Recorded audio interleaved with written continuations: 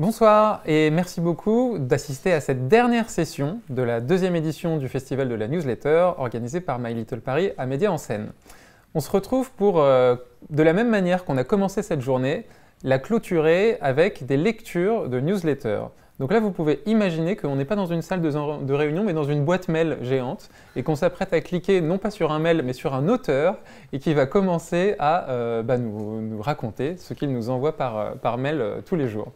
Alors, on va accueillir 3 auteurs et autrices ce soir. Je suis vraiment très content d'accueillir le premier d'entre eux, puisque je l'ai pas mal dit aujourd'hui, mais en préparant cette table ronde, donc j'ai dû taper le mot bulletin plusieurs fois dans mon Gmail. Je me suis aperçu que c'était la newsletter que je forwardais le plus, ce qui est en général un indicateur que les auteurs regardent pas mal. Et c'est une newsletter que j'aime beaucoup parce qu'on y trouve tellement de choses qu'il y a toujours quelque chose qui nous fait penser à quelqu'un. Mais la meilleure manière de la découvrir, c'est encore d'entendre Jean qui va nous en lire des extraits. Et notamment un extrait du Dico des mots extraordinaires, qui est un peu une spécialité de Bulletin, une petite curiosité linguistique. Voilà, dans Bulletin, donc c'est une newsletter tous les lundis, et chaque fois, à la fin, il y a une sorte de rubrique signature qui est devenue au fil du temps la plus populaire, c'est le mot de la fin. C'est un mot puisé souvent à l'étranger, voilà, qu'on essaie d'expliquer en essayant toujours de trouver une manière de le raccrocher à nos quotidiens et d'essayer le petit plaisir de lecture du lundi. Et du coup, alors on commence tout de suite par on expliquera le projet après, mais tu peux nous donner des extraits, donc peut-être tes mots préférés du dictionnaire des mots extraordinaires. Je vais commencer par un mot peut-être qui est d'actualité, parce qu'on est en plein Covid encore, on est dans la guerre en Ukraine, donc il y a les Allemands autour des mots qui servent à tout. Et donc il y a le mot Weltschmerz, qui veut dire en allemand la douleur du monde. Et Weltschmerz, alors, la prononciation, vous m'excuserez, c'est à la fois l'abattement, la lassitude et le spleen. C'est un mal de vivre existentiel qui nous saisit quand nous réalisons que le monde réel, empli de souffrance et d'injustice, ne correspond pas au monde joyeux et apaisé dont nous rêvons, pour les autres et pour nous-mêmes. Ce décalage nous est insupportable, et ce mot est inventé par l'écrivain romantique allemand Jean-Paul. Qui ça? Jean-Paul, c'est son nom. Jean-Paul, que je ne connaissais pas. Donc voilà, un petit mot d'actualité. Sinon, toujours les mots un peu de nos émotions. Le few, est-ce que vous connaissez le few? Le few, c'est quand la vie et les autres vous saoulent. C'est un mot qui vient de Tahiti, et c'est le mélange de fatigue et de trop-plein, d'ennui, de spleen, de lassitude, de démotivation, de ras-le-bol. Le few, c'est ce désir irrépressible de ne plus rien faire, de fermer boutique, de prendre le large, d'envoyer tout balader, sa liste de courses, ses responsabilités, sa vaisselle, son travail, sa lessive, sa mère au téléphone, son patron, ses réunions sur Zoom, ses collègues et ses enfants. Et attention, parce que le few, c'est pas simplement une grosse flemme, c'est pas une émotion de fainéant. Être few, parce que le mot s'emploie aussi comme adjectif, c'est être lucide sur soi-même, sur son état émotionnel, et c'est exprimer le désir de rompre avec. Génial. Et c'est un mot qui est dans le Larousse et qui est valide au Scrabble, ce qui est pratique. Encore un avantage de cette rubrique. Tout à fait. On en a plein. Alors, il y a des mots inventés aussi. Il y a le mot chocaco qui a été inventé par chocaco comme ça se prononce, tout simplement, qui a été inventé par l'écrivain que vous connaissez sûrement, Murakami, l'écrivain japonais. Donc, c'est les petits bonheurs de la vie, les joies minuscules du quotidien. Manger un bout de pain encore chaud, se glisser dans des draps propres, contempler une pile de vêtements repassés, ou laisser le chat venir sous la couette. Et on avait demandé à nos lecteurs de partager avec nous leur petit bonheur, leur chocaco du quotidien. Et voici ce qu'on avait récolté. Sentir l'odeur du café au lait, croquer dans un abricot juteux, sucré et acidulé en même temps, s'envelopper dans une grande serviette chaude au sortir du bain, comme me le faisait ma grand-mère quand j'étais enfant, fondre devant le premier sourire d'un bébé au réveil, voir le sourire reconnaissant et radieux de ma fille qui se trouve belle après lui avoir fait 2 couettes, écouter le vent, sentir la mer, admirer les couleurs et les sons de l'aube et du crépuscule, respirer l'odeur de la terre chaude lorsqu'il pleut, ressentir la douceur du chocolat qui fond dans la bouche. Très inspiré, les lecteurs du bulletin, ça donne envie. C'est un beau programme de week-end, le chocolat chaud plus la serviette. Est-ce qu'il y en avait encore un autre que tu voulais nous partager? Moi, j'aime beaucoup le mot s'enniler. S'enniler, il n'est pas dans le livre. Ah, il n'est pas dedans. Il est trop récent. Un petit mot optimiste pour finir, c'est un mot shetlandique. Alors, le shetlandique, c'est les îles Shetland en Écosse. C'est une forme de gaélique. Et le glisque, c'est un rayon de soleil inattendu qui perce l'épaisse couche de nuages. Mais par association d'idées, c'est aussi la petite flamme, la braise minuscule qui se réveille au milieu d'un feu que l'on croyait éteint et qui va nous réchauffer. Et ça a été un mot des poètes gallois. Et plus poétiquement, un glisque, c'est une lueur d'espoir et de bonté quand tout semble sombre et désespérant, le rire d'un enfant, les bras réconfortants d'un ami ou les bras de l'être aimé. Le glisque. Génial. Voilà. Alors, est-ce que tu peux nous raconter l'histoire de cet objet que tu tiens entre tes mains, ce dico des mots extraordinaires? Alors c'est né clairement de newsletter, hein. C'était vraiment, voilà, nous on avait commencé comme ça, puis pour la petite histoire, cette rubrique, c'était un peu, on voulait lancer la newsletter, puis je ne savais pas quoi mettre, donc j'ai mis un truc un peu basique, le mot de la fin, voilà, sans réfléchir plus que ça. Et au fur et à mesure, c'est devenu un peu, moi, mon plaisir d'écriture, et voilà, le plaisir des lecteurs. Je sais qu'il y a beaucoup de lecteurs qui vont squeezer toute la newsletter, aller tout en bas et ne me dire que ça, et tant mieux. Hein, voilà, et donc du coup, au bout d'un moment, il y avait des gens qui nous disaient que ce serait bien de les avoir, d'avoir un livre qui compile tout ça. Et en fait, moi, je faisais un peu enfin, voilà, je freinais des cas de fer parce que c'est long à faire, ça prend du temps, voilà, je ne savais pas comment le distribuer. Et puis à un moment, il y avait tellement de mails que voilà, on a fait le livre. Et si je raisonne comme éditeur d'un point de vue économique, ça a été vraiment la meilleure idée que j'ai prise. Parce que du coup, voilà, on avait une communauté qui était une communauté fidèle, qui commençait à être nombreuse. Bulletin, c'est 40 000 abonnés à peu près par chaque lundi. Donc du coup, qui était vraiment, pour qui le contenu correspondait, enfin c'était un contenu qui les intéressait. Et donc du coup, voilà, on a fait le livre et là on est à 3300 ventes sans être distribué. Et pour l'économie de Bulletin, c'est pas du tout négligeable. Donc voilà, c'est ce qu'on appelle du reverse publishing. C'est un contenu numérique qui se transforme en produit papier, quoi. Et il y a eu une étape intermédiaire, parce qu'au départ il y avait la rubrique, ensuite Oui. il y a eu l'e-book que tu donnais en récompense, ou c'était tout de suite ou c'est le même? Non, l'e-book c'est une recompile, mais c'est un peu différent, quoi. D'accord, ok. L'e-book existait avant le livre? Non, il y a eu d'abord la rubrique, après on a compilé ça en numérique pour attirer un peu les nouveaux lecteurs. Dans l'argumentaire de vente, on dit, enfin d'inscription, on dit si vous abonnez, voilà, à Bulletin, vous pouvez recevoir par email ce livre en numérique. Enfin, voilà. Oui, d'accord. Et donc voilà, ça fait un argument d'acquisition. C'est un contenu phare, ouais, un hero content. Exactement, ouais, voilà, c'est ça. Je t'ai pas posé la question, est-ce que tu peux nous redéfinir la ligne édito du bulletin? Bulletin, c'est un petit média, voilà, quand on a réfléchi à Bulletin, c'était vraiment l'idée de faire une petite bouffée d'oxygène. C'est un petit média à la fois curieux et à la fois optimiste, avec l'idée de ne pas non plus être neuneux, quoi. C'était pas non, parce qu'il y a beaucoup de modes, de choses un peu du style, voilà, un clochard se balade dans la rue, il tombe sur 1 million d'euros et puis un milliardaire, quoi. Enfin, et il sauve des vies, quoi. Enfin, ça, c'est des films américains des années 50. Voilà, on voulait plus des petites histoires du quotidien qui sont inspirantes, qui sont chouettes. Il y a beaucoup d'histoires d'animaux, d'oiseaux, on est assez oiseaux chez Bulletin. Et on essaye à la fois, chaque fois, d'essayer d'accrocher ça à l'actualité. Donc si on met un petit chat mignon, par exemple, ça nous arrive, on essaye toujours d'accrocher ça à une thématique. Par exemple, moi je me souviens d'un truc que j'avais fait sur je crois, les chats, voilà. Et puis on expliquait justement la question de la stérilisation des chats, que c'était aussi une politique publique. Donc c'est un média un peu piège, quoi. L'idée c'est on rentre par la bonne humeur, puis finalement on apprend un truc finalement pas si anecdotique que ça, et important. On se pose souvent la question de la longueur de la newsletter en se disant qu'il faut éviter d'être trop long. Oui. La tienne, elle est très longue, mais ça n'empêche pas l'engagement des lecteurs. Enfin, c'est quoi ta recette secrète pour ça? Aucune. Je pense qu'il y a un biais des journalistes d'écrire long. Je pense que moi, je suis le premier à m'agacer quand je les vois trop longues et le premier à l'écrire longue quand je les écris. Donc voilà. Je pense qu'il y a de la longueur, puis il y a aussi le rythme. C'est-à-dire le fait d'avoir plusieurs sujets qui soient bien édités. Dans le bulletin, je fais gaffe à ne pas avoir de pavés, par exemple. Il n'y a pas des pavés de paragraphes. C'est vraiment une écriture qui est pensée pour le mobile. C'est vraiment, je pense qu'il y a des temps dans la formation, des temps longs. Là, le temps de la revue, le temps qui va être un temps de week-end. Et puis il y a le temps du grignotage, entre guillemets. Ça va être le matin au café, avec le café, dans les transports. Et il faut que l'écriture soit aussi adaptée à ces temps-là. Donc il y avait l'idée aussi d'explorer avec Bulletin une écriture un peu différente, plus concise, plus courte, plus directe et aussi plus conversationnelle, quoi. On n'hésite pas à taquiner un peu le lecteur, voilà. Personne n'écrit, c'est pas moi qui signe, mais on essaye voilà, de montrer que derrière Bulletin il y a un esprit, quoi.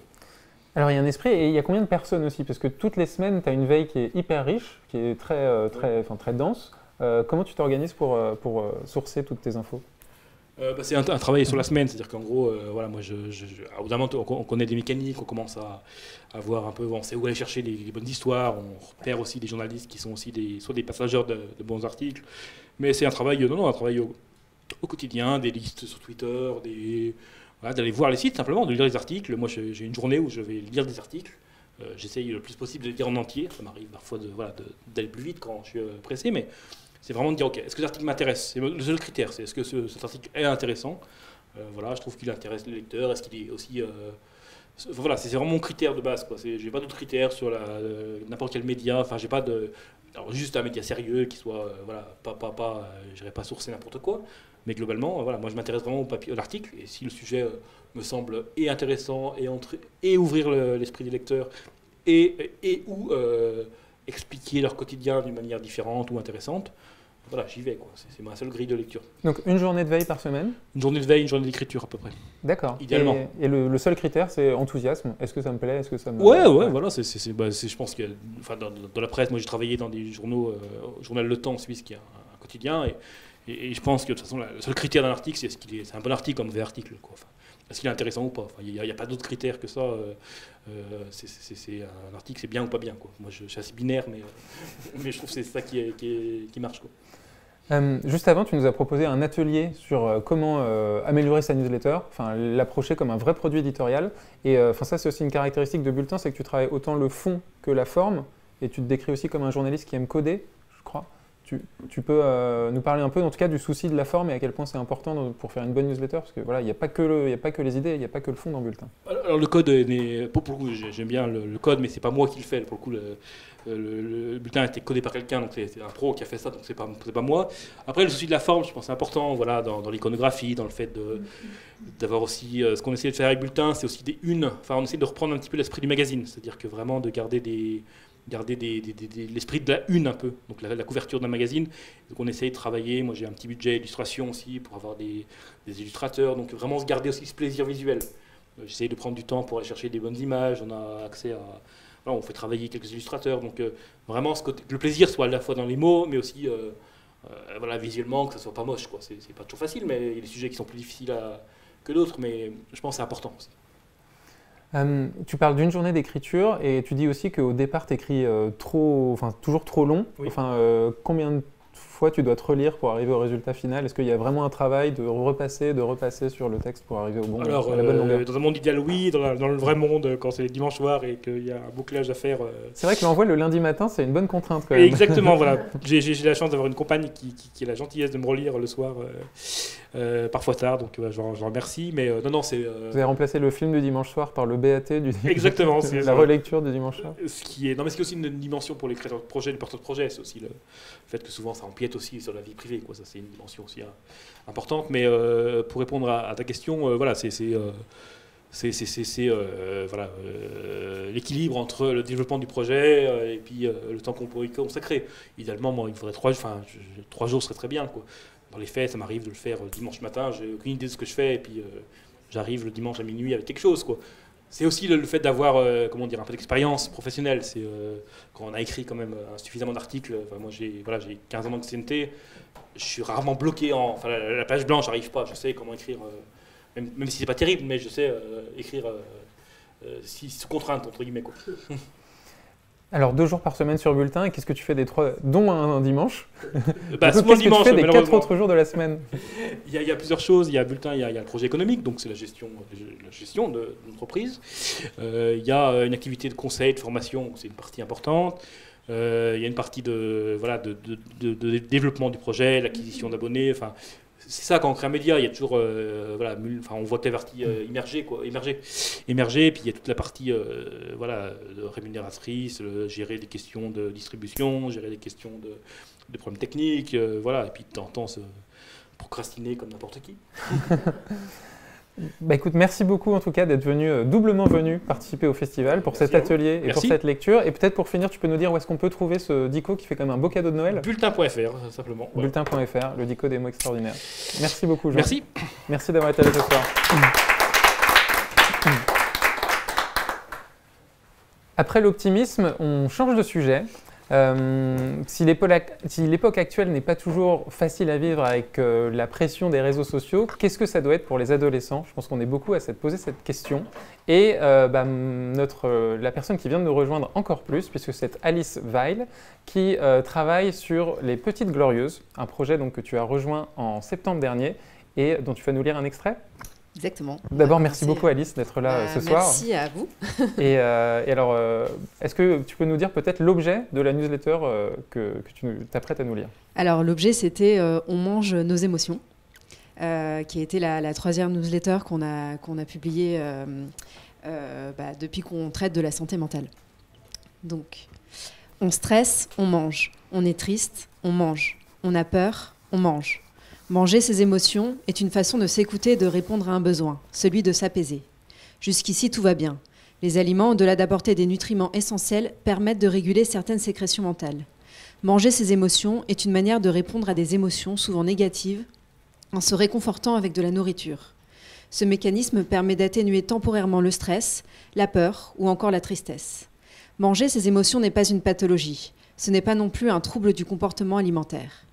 Alors, à quel moment passe-t-on d'une alimentation réconfortante à un trouble alimentaire? On stresse, on mange, on est triste, on mange, mais à chaque fois et en grande quantité. Pour Florence Pujol, diététicienne comportementaliste, interviewée pour la newsletter Les Petites Glos, il y a une différence entre une alimentation émotionnelle qui répond à un besoin et un trouble du réconfort alimentaire. À partir du moment où on ressent très peu d'apaisement en mangeant, que survient ensuite un sentiment de culpabilité ou de honte, et que ce genre de comportement apparaît de plus en plus fréquemment, cela correspond à un trouble du réconfort alimentaire. Ce moment conduit à un trouble des conduites alimentaires comme la boulimie, l'hyperphagie ou encore l'anorexie, selon Florence Pujol. Les troubles du comportement alimentaire sont loin d'être une fatalité. Il n'y a pas un mode d'emploi qu'on peut chacune appliquer. Pour Anaïs Nigogosian, autrice de 17h12 Place d'Italie, dans lequel elle raconte son combat contre l'anorexie, cela a été un déclic.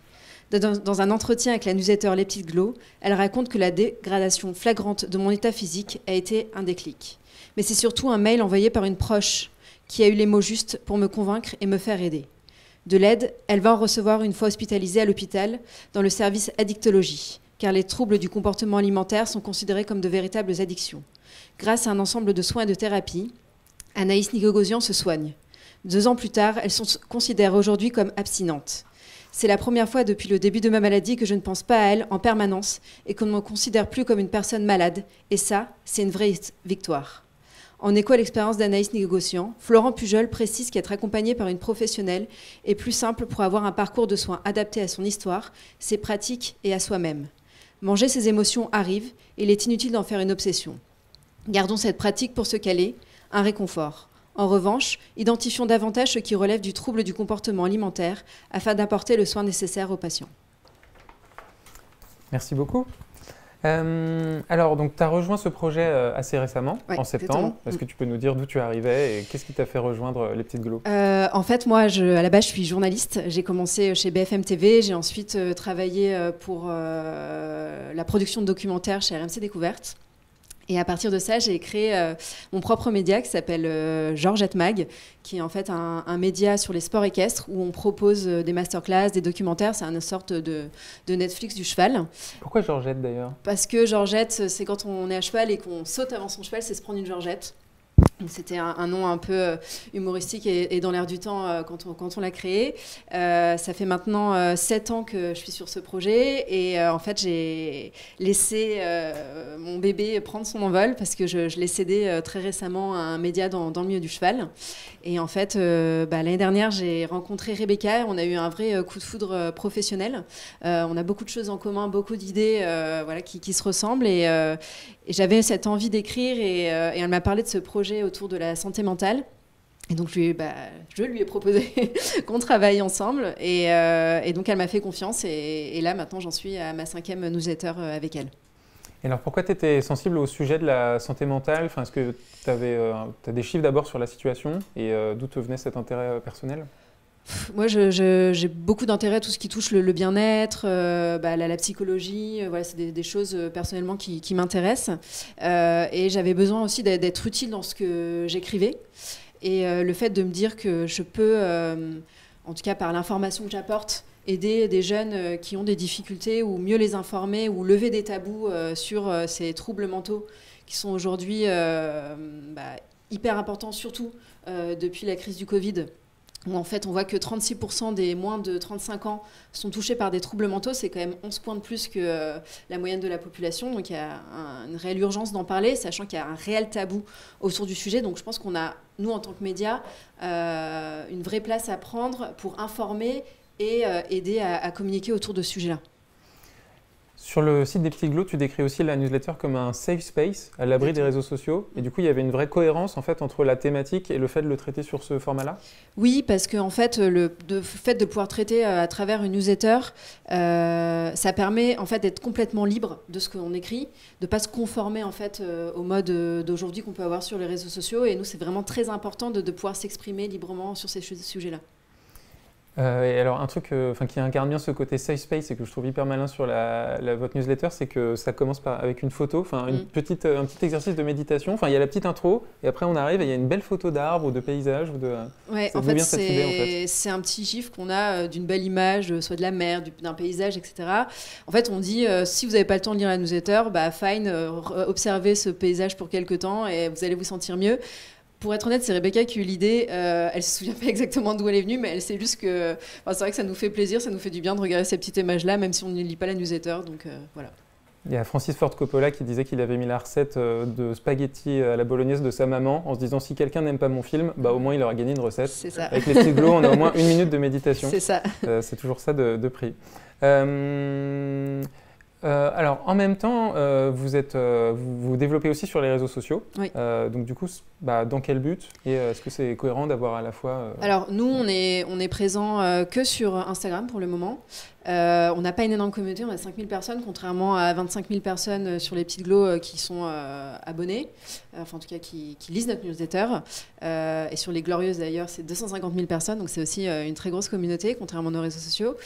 En fait, les réseaux sociaux, ça nous permet surtout de ramener de l'audience sur notre newsletter, de nous faire connaître. On partage en fait des posts ou des reels qui sont toujours en rapport avec le sujet de la newsletter. C'est souvent soit une phrase forte de la thématique qu'on peut retrouver. Donc voilà, c'est vraiment cette idée de donner envie aux gens d'aller plus loin et ensuite de s'inscrire à notre newsletter pour découvrir nos textes. Quand on est sur des sujets aussi intimes, on génère forcément des émotions assez fortes, j'imagine, chez les lecteurs et les lectrices. Oui. Est-ce que tu as des exemples de retours que tu as reçus suite à certaines newsletters? En fait, l'avantage de la newsletter, c'est que les gens peuvent répondre. Et en fait, pour chaque newsletter, on reçoit en moyenne entre 600 et 1000 mails. Répondre et pas commenter. Voilà, qui n'est pas du tout la même chose. C'est pas du tout, on va dire, un commentaire. On peut troller facilement, on réfléchit pas trop, je pense, quand on écrit. Alors que là, quand on écrit un mail, on est vraiment dans une idée d'échange. Souvent, on nous demande des conseils, ou sinon on nous encourage à continuer sur cette thématique-là, ou ils nous disent que ça les aide. Et c'est vrai que nous, on attache une importance particulière à répondre. Bon, on a en vérité entre 600 et 1000 mails à chaque fois, on n'a pas le temps vraiment de répondre à tout le monde, mais on essaye au maximum de répondre. Donc je pense que c'est pour le coup, la newsletter, c'est vraiment un formidable outil pour ça. Et tu as des exemples d'histoires qui t'ont touché dans les retours un peu que tu as reçus, peut-être des trucs, sans nommer les gens, mais un peu… par exemple, qui Anaïs… donne aussi du sens au travail. Oui, bien sûr. Anaïs Nigogosian, qui est l'autrice du livre qui raconte son histoire sur l'anorexie, en fait, c'est elle qui nous a écrit un mail en disant qu'elle suivait notre newsletter et qu'elle trouvait ça super de pouvoir en parler librement. Et donc, c'est comme ça qu'on a discuté, qu'on s'est rencontrés, qu'on a parlé de son combat et que j'ai eu cette envie d'écrire cette newsletter sur manger nos émotions. Génial. Et alors, c'est quoi les prochaines pistes d'évolution, prochains projets pour les Petites Glots? Alors, les Petites Glots, déjà, on aimerait bien que la newsletter, elle passe toutes les semaines. Parce qu'aujourd'hui, c'est 1 semaine sur 2. Donc, on a vraiment cet objectif de le passer toutes les semaines et de continuer sur cette thématique parce que les Petites Glots, ça a été créé en 2018. On a eu plusieurs thématiques au fil des années. On a démarré d'éduquer autour du féminisme. Les Petites Glots, c'était un peu la grande sœur qui prenait par la main et qui expliquait qu'est-ce qu'était le féminisme. Et ensuite, ça a été… voilà, j'ai pas d'argent, j'ai pas de pouvoir, mais j'aimerais pouvoir changer le monde. Comment je fais? Donc ça, c'était la deuxième thématique. Et nous, sur cette idée tout ce qui est sur la santé mentale. On aimerait vraiment pérenniser cette question-là. Je pense qu'on a un rôle à jouer sur cette information autour de la santé mentale. Merci beaucoup d'être venu ce soir en tout cas pour partager ton travail et puis bravo. Et merci beaucoup. Merci. On approche de la fin de journée. Le soleil s'est déjà couché sur Paris.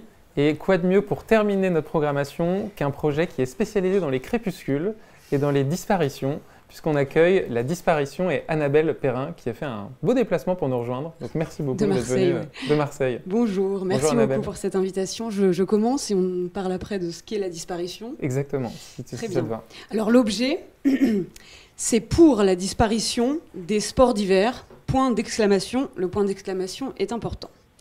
Bien le bonjour. Cette semaine, dans notre infolettre, on ne peut pas résister à l'envie d'évoquer les Jeux asiatiques d'hiver en 2029 qui se dérouleront en Arabie Saoudite. La neige disparaît sous l'effet du réchauffement climatique et des hommes comptent faire neiger en plein désert. Vous pensez que c'est une blague? Vous savez que non. Bonne lecture, revue de presse.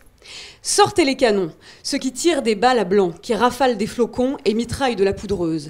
Les sulfateuses hydrométéoriques qui visent le ciel, on est en guerre. Le climat se porte encore trop bien. Il a oublié qui commande ici. Sortez les canons à neige. On va lui apprendre. Tous ces militants écolos pensent nous impressionner avec leurs blocages, leurs manifestations, leurs pétitions. Ils vont voir de quel bois on se chauffe, un bois qui fait froid dans le dos. On va planter nos canons là où ils s'y attendent le moins, en Arabie Saoudite. On va faire neiger en plein désert. À ce niveau de sabordage, ça devient presque poétique. Vous ne rêvez pas. Alors que la Coupe du Monde de football au Qatar s'est construite sur des milliers de cadavres de travailleurs esclavagisés et nous promet une catastrophe écologique avec des stades ouverts et climatisés, le sport business vient d'attribuer l'organisation des Jeux asiatiques d'hiver de 2029 à l'Arabie Saoudite. Les déserts et les montagnes d'Arabie Saoudite seront bientôt un terrain de jeu pour les sports d'hiver. C'est le Conseil olympique d'Asie qui était fou de joie et qui l'a dit en annonçant cette décision d'attribuer les Jeux asiatiques d'hiver à la pétromonarchie la plus polluante du monde. En 2029, les petites montagnes désertiques du nord-ouest du royaume accueilleront des compétitions de ski, de snowboard, de hockey sur glace, de patinage artistique, 47 épreuves, 28 sur la neige, 9 sur la glace, disputées par plus d'une trentaine de pays. Les Jeux se dérouleront à Trojena, une partie montagneuse du projet NEOM, une mégalopole de 170 km de long et 500 mètres de haut, entouré de miroirs qui doit voir le jour en 2025. Rêve mégalomaniaque d'un dictateur qui joue trop aux jeux vidéo et qui fait assassiner des journalistes, Mohamed Ben Salman, dit MBS. Mais rassurez-vous, dans le secteur, les températures descendent en dessous de 0 degré en hiver et les températures tout au long de l'année sont généralement inférieures de 10 degrés. C'est en tout cas ce qu'affirment les promoteurs du projet. Bien entendu, on ne parle que des températures et non des précipitations quasi inexistantes. Sur la planète Mars, à titre d'exemple, il fait en moyenne moins 63 degrés et pourtant la neige ne court pas le sable. Mais peut-être que pour les autorités sportives mondiales, cela fera une excellente destination pour les JO d'hiver 2078 avec comme porte-drapeau notre cher Elon Musk cryogénisé. Encore un petit peu, et après je m'arrête. La neige, ça ne sert à rien. MBS promet de redéfinir le tourisme de montagne dans le monde et de le faire à la sauce écotourisme. Il est peut-être utile de préciser que le géant pétrolier national Aramco, qui tire toute l'économie du royaume saoudien, est l'entreprise la plus polluante du monde. Mais cela n'a pas l'air de faire tiquer les autorités saoudiennes, qui assurent que Trojena sera doté des infrastructures adéquates pour créer une atmosphère hivernale au cœur du désert et de faire de ces Jeux d'hiver un événement mondial sans précédent. Atmosphère hivernale, on n'en est pas sûr, évidemment mondial et sans précédent. Ça, c'est sûr. Je passe un petit peu et je lis juste la fin. Alors, c'était c'était une revue de presse beaucoup plus longue, mais enfin... on termine en disant que si la neige a disparu, parce qu'on s'appelle quand même la disparition, il convient de renoncer aussi au sport, à certaines choses, et par exemple au sport d'hiver, qui ne concerne que 8% de la population française. Ne vivons pas dans un monde au sol artificiel, à la neige artificielle, au paradis artificiel. Renonçons.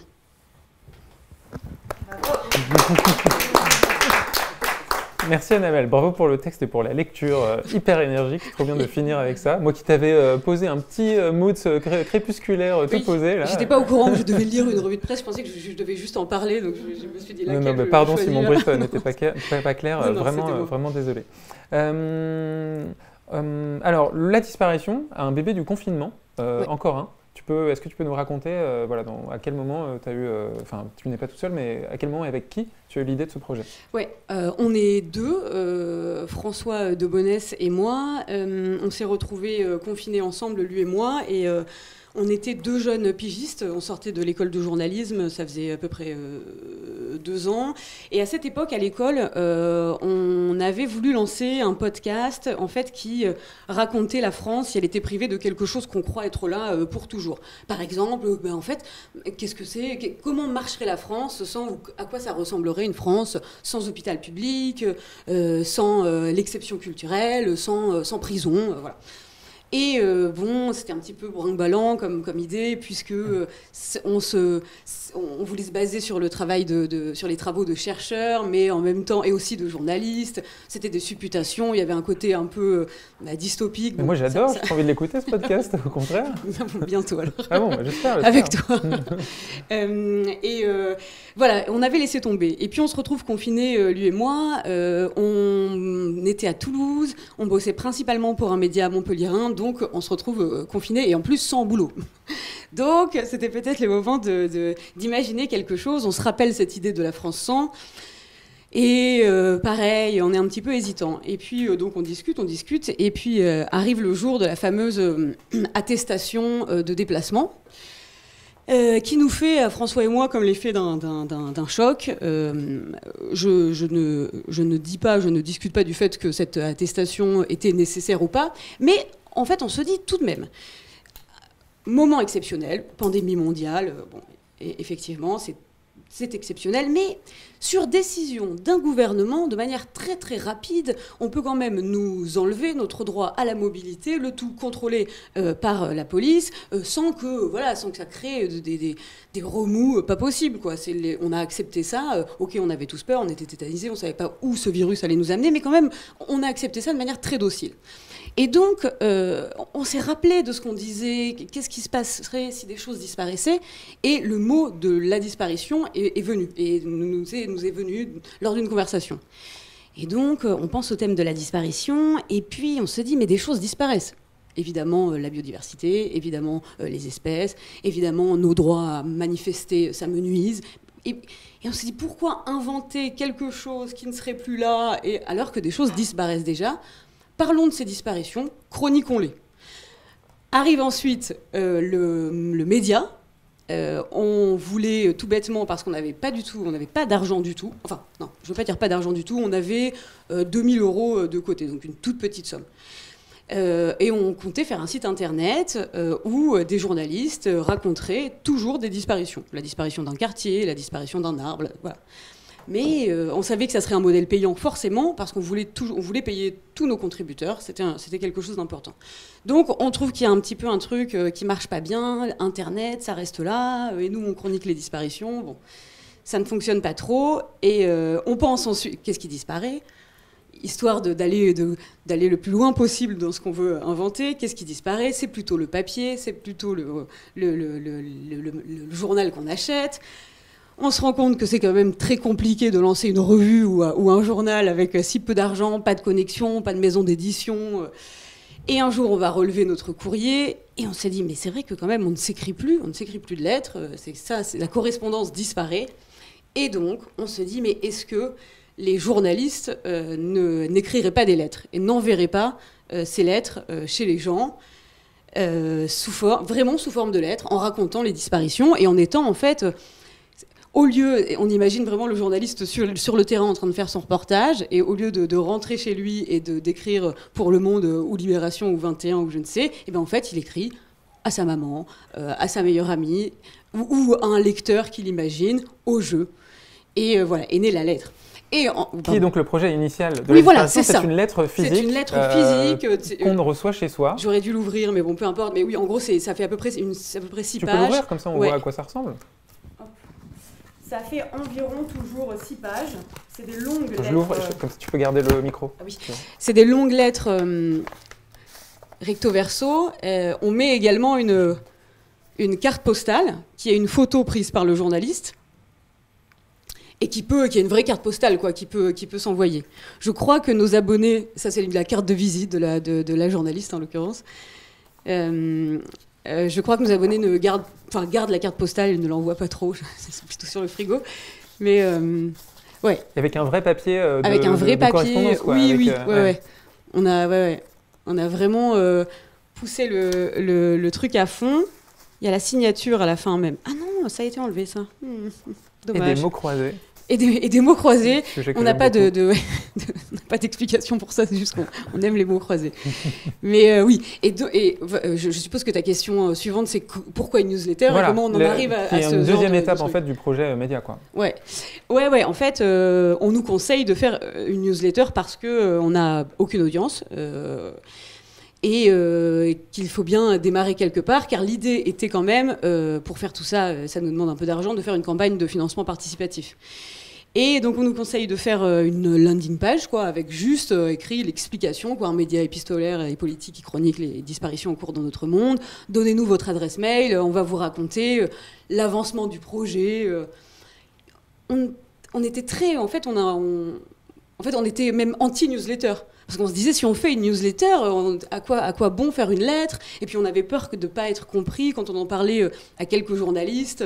La disparition, voilà, c'est une lettre. Et je dis, ah ouais, mais tu penses, dans la boîte mail, on n'a pas assez de trucs. Je dis, non, c'est vraiment une lettre. C'est une vraie lettre qu'on nous envoie. Donc la newsletter nous faisait super peur. On se disait, on va un peu perdre on va s'éparpiller, quoi. Et puis ça va être flou, surtout dans l'esprit des gens. Il fallait que ça soit compris d'abord ce qu'on faisait. Mais effectivement, il fallait quand même ces adresses mail et il fallait quand même se faire connaître un petit peu. Et donc, on invente cette newsletter qui est, en fait, qui nous raccroche à l'actu.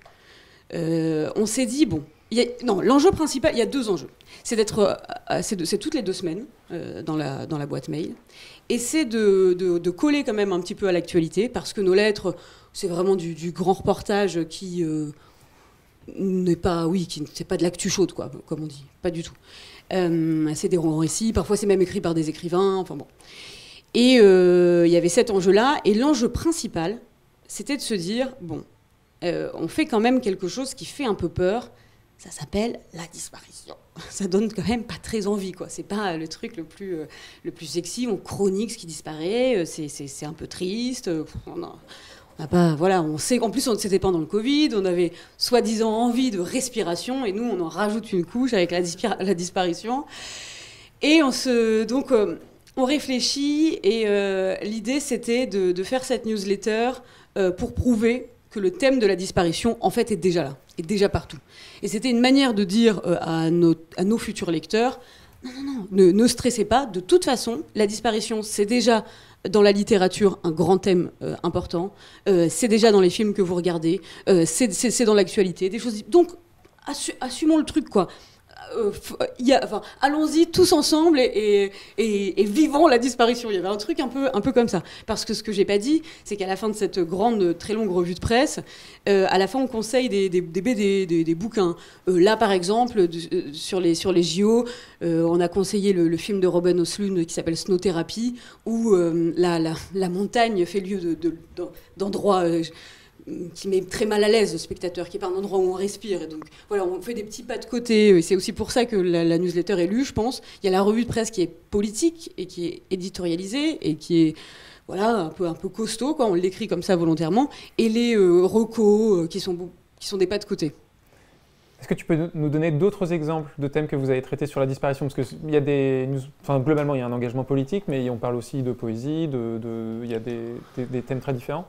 Il y a des thèmes très différents, mais c'est vrai que c'est quand même souvent très politique.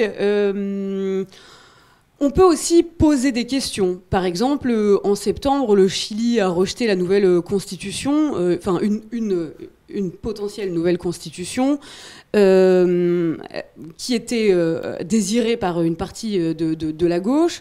Et donc, on l'a tournée. Est-ce que l'espoir a disparu? Et donc là, on expliquait plus pourquoi on a voté à majorité non pour cette constituante. Quand, à la commémoration de la mort de Thomas Sankara au Burkina Faso, on a expliqué l'héritage de Thomas Sankara, avec voilà, mais c'est vrai que je donne des exemples qui sont pas très politiques. Ils sont assez politiques, ceux-là, oui. Après, donc, moi j'avais noté Amazonie, les glaciers, oui, les sports d'hiver. Bon, après, Amazonie, c'est environnemental, mais il y avait la disparition comme métamorphose. La disparition comme métamorphose, ouais. Ça, c'est en fait Corinne Morel-Darleux, qui est une écrivaine qui nous a écrit un joli texte, une jolie disparition. C'est la 3e lettre, qui est là vraiment... c'est un petit... on a testé ça, c'est très journalistique ce qu'on fait.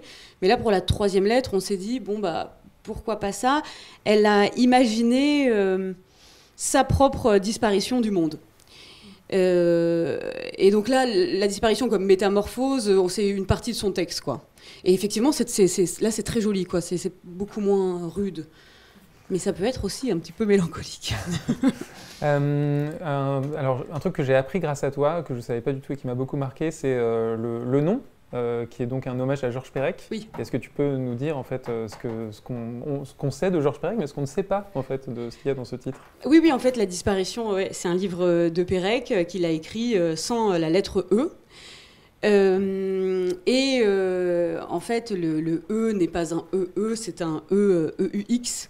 Et il parle de la disparition de ses parents, sans jamais vraiment l'évoquer dans le livre, ou l'évoquer, mais de manière détournée, pas frontalement, quoi. C'est pas le thème du bouquin, mais effectivement, c'est ça. Et on a trouvé ça... une sorte de projet littéraire impossible et obsessionnel pour penser à tout sauf à ça, quoi. Enfin, effectivement. C'est assez dingue comme entreprise littéraire. Quoi. Et c'est aussi de l'amusement, quoi. Et nous, c'est ça qui est aussi étrange, c'est que ça s'appelle La disparition, et finalement... On tourne autour du thème, la disparition devient une apparition, le fait d'en parler, de parler de ces sujets, en fait, c'est une présence. Et donc c'est ça aussi que fait Perec, quoi. Et alors ça, mais ça c'est ça aussi, donc qu'est-ce qui reste des disparitions? Il reste au moins des lettres, parfois. Du média ou... Oui, bon, des deux. Il y a les lettres, et il y a aussi les lettres qu'on nous envoie. Ça c'est chouette, les lecteurs nous répondent. Alors, on espérait, bien sûr, quand on a lancé La disparition, que quelques lecteurs nous répondent. Et il y a des gens qui nous écrivent régulièrement, parfois pour nous faire des retours, tout simplement, sur ce qu'ils ont lu.